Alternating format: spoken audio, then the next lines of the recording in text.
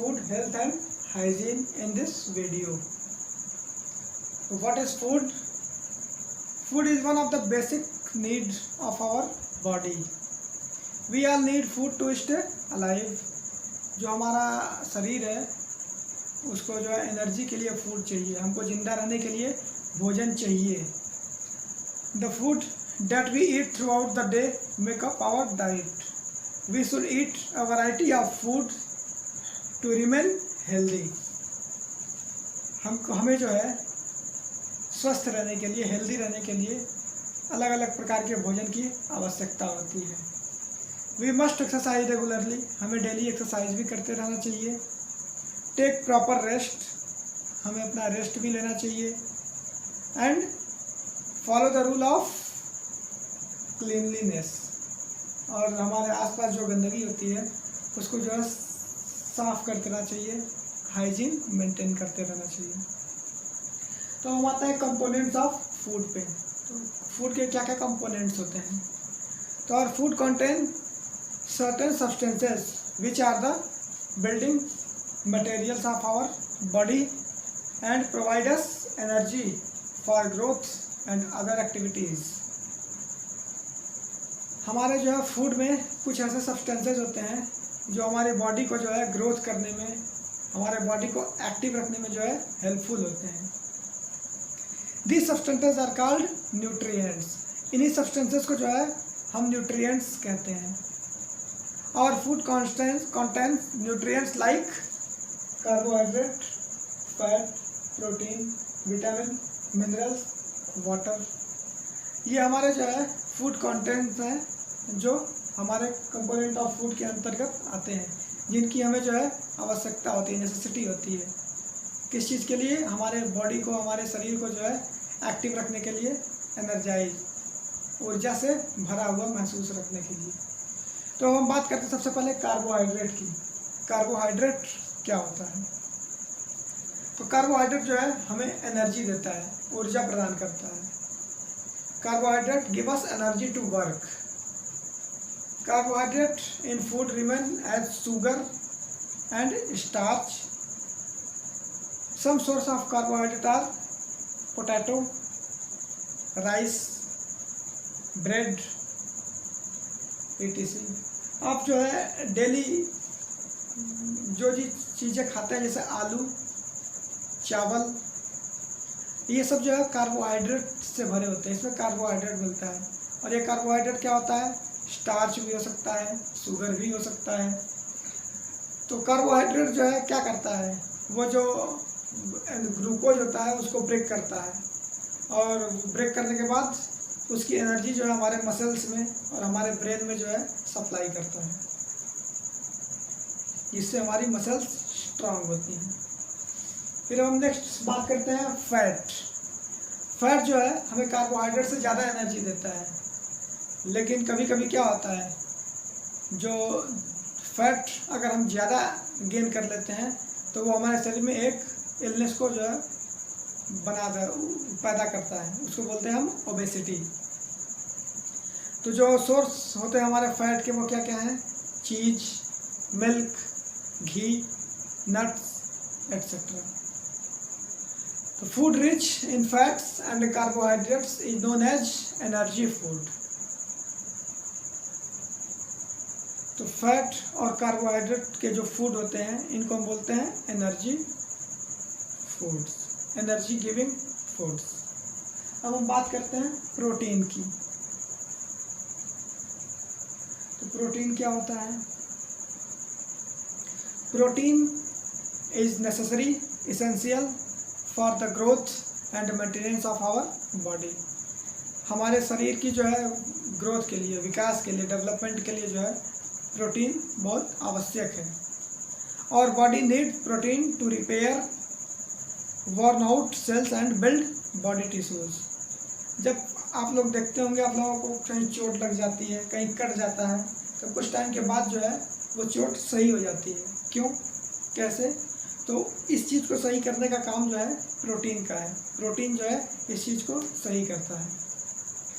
तो प्रोटीन के सोर्स क्या हैं? तो some source of protein are milk, beans, peas, eggs, meat, fish, etc. Food rich in proteins is known as body building food. तो जिस food में जो है प्रोटीन की मात्रा ज़्यादा होती है उस फूड को हम क्या बोलते हैं? Body building food. क्यों? क्योंकि ये सारे जो फूड जो है हमारे शरीर को स्ट्रांग बनाते हैं, मजबूत बनाते हैं। और मछली, अंडा, घी, दाल, सोयाबीन, ये सारे जो है प्रोटीन के सोर्स हैं, जिसमें जो ज़्यादा मात्रा में, ज़्यादा परसेंटेज में प्रोटीन पाया जाता है। अब नेक्स्ट बात करते हैं हम विटामिन्स क्या होते हैं। तो विटामिन्स जो है हमारे बॉडी को बीमारियों से दूर रखने में सहायक होते हैं, हेल्पफुल होते हैं। तो vitamin help our body to fight against disease. They are needed only in a small amount. ये जो है हमें हमारे बॉडी में बहुत कम मात्रा में जो आवश्यक होते हैं। They are very important for our body because they serve a wide variety of function. Mainly जो है 6 टाइप के प्रोटीन होते हैं। There are mainly 6 types of protein, vitamin A, vitamin B, vitamin C, vitamin D, vitamin E and vitamin K. Green leafy vegetables, fruits, fishes, ये सारे जो है vitamin के सोर्स हैं। इसके बाद हम बात करते हैं मिनरल्स की। मिनरल्स क्या होते हैं? तो minerals are present in our body parts like bones, हड्डियाँ, टीथ, दांत, मसल्स, मांसपेशियाँ, blood and nerves. They are also required in a small quantity as too much of any mineral may harm our body. अगर ज़्यादा मात्रा में mineral हम प्राप्त करेंगे, गेन करेंगे, तो ये हमारे बॉडी को, हमारे शरीर को जो है नुकसान पहुंचाएगा। और ये मिनरल्स हमारे बॉडी को जो है क्या देते हैं, किस लिए, क्यों आवश्यक है? तो they help in the growth and development our body. ये हमारे बॉडी की ग्रोथ और डेवलपमेंट में हेल्पफुल होते हैं, सहायक होते हैं। तो अब जो है हम कहाँ से मिनरल्स पाते हैं? तो मिनरल्स जो है मिल्क से मिल जाएंगे, दूध से जो है हम मिनरल ले सकते हैं। फिर हम बात करते हैं वाटर की। तो वाटर के बारे में आप सभी लोग जानते ही हैं। ह्यूमन बॉडी में जो है 60 to 70% वाटर पाया जाता है, 60 से 70% वाटर होता है। और ये वाटर क्या करता है? ये हमारे जो शरीर में हम डाइजेस्टिव सिस्टम है उसको स्ट्रांग रखता है। हम जो खाना खाते हैं, जो भी फूड लेते हैं, उस फूड को डाइजेस्ट करने में हेल्पफुल होता है। और वाटर का डाइजेशन कहाँ होता है?